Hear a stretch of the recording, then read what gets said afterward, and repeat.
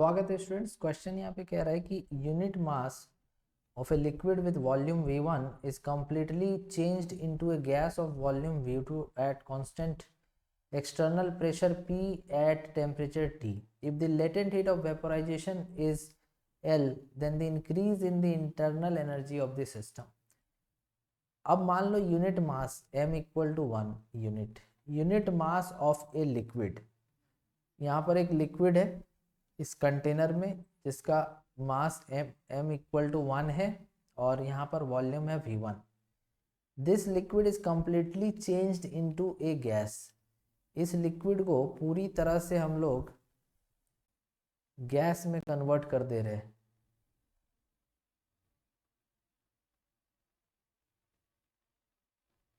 Gas में convert कर दे रहे जिसके चलते इसका वॉल्यूम v1 से चेंज होके v2 हो गया। और ये सारा काम जो हो रहा है उसमें हमारा कांस्टेंट एक्सटर्नल प्रेशर P है,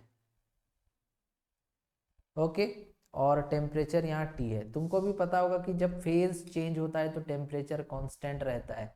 जैसे कि water boils at 100 degree centigrade, जब तक वो पूरी तरह से गैस में कन्वर्ट ना हो जाए वो 100 डिग्री पे ही बॉयल करता रहता है, समझ गए। तो टेम्परेचर कांस्टेंट होगा और लेटेंट हीट यहाँ पे L दिया हुआ है। तो increase in internal energy of the system. देखो कुछ लोग ऐसा सोच रहे होंगे कि जब फेज चेंज होगा तो टेम्परेचर कांस्टेंट रहेगा, जिसके चलते वो ऐसा सोच रहे होंगे कि डेल्टा यू जीरो हो जाएगा, क्योंकि उनके दिमाग में चल रहा होगा delta U equal to N C V delta T. लेकिन एक बात तुमको याद रखना है कि ये जो डेल्टा यू है ये दो चीज़ों को मिला करके हम लोग कंसिडर करते हैं, एक काइनेटिक एनर्जी और एक पोटेंशियल एनर्जी। टेम्परेचर चेंज अगर हो रहा है दैट मीन्स कि मॉलिक्यूल्स की काइनेटिक एनर्जी चेंज हुई होगी। Kinetic energy is directly proportional to the temperature, तो उस केस में टेम्परेचर में चेंज देखने को मिलेगा। बट जो केस यहाँ दिया हुआ है इसमें टेम्परेचर चेंज नहीं होगा। जो भी एनर्जी हम प्रोवाइड करेंगे that will be utilized to change the molecular arrangement of the molecules, to change the intermolecular separation of the molecules, ताकि ये लिक्विड गैस में चेंज हो जाए और वो पोटेंशियल एनर्जी में चेंज होगा।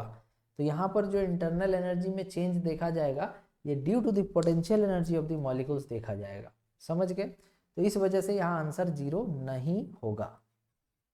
अब आते हैं हम लोग फर्स्ट लॉ ऑफ थर्मोडाइनमिक्स पे। फर्स्ट लॉ ऑफ थर्मोडाइनमिक्स में हमने पढ़ा था कि delta Q equal to delta U plus W.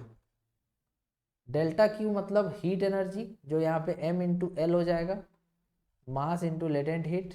Delta U हमें निकालना है। वर्क डन हो जाएगा P डेल्टा वी, मतलब चेंज इन वॉल्यूम, प्रेशर तो कांस्टेंट है तो P डेल्टा वी। तो यहाँ से डेल्टा यू इक्वल टू आ जाएगा m L minus P V2 minus V1, और m का वैल्यू 1 है तो डेल्टा यू यहाँ से आ चुका है L minus P V2 minus V1। तो तुम देखो तो यहाँ पे तुम्हारा आंसर नंबर सी इसमें सही हो जाएगा। आई होप तुम्हें ये क्वेश्चन समझ में आ गया होगा। Thank you so much for watching.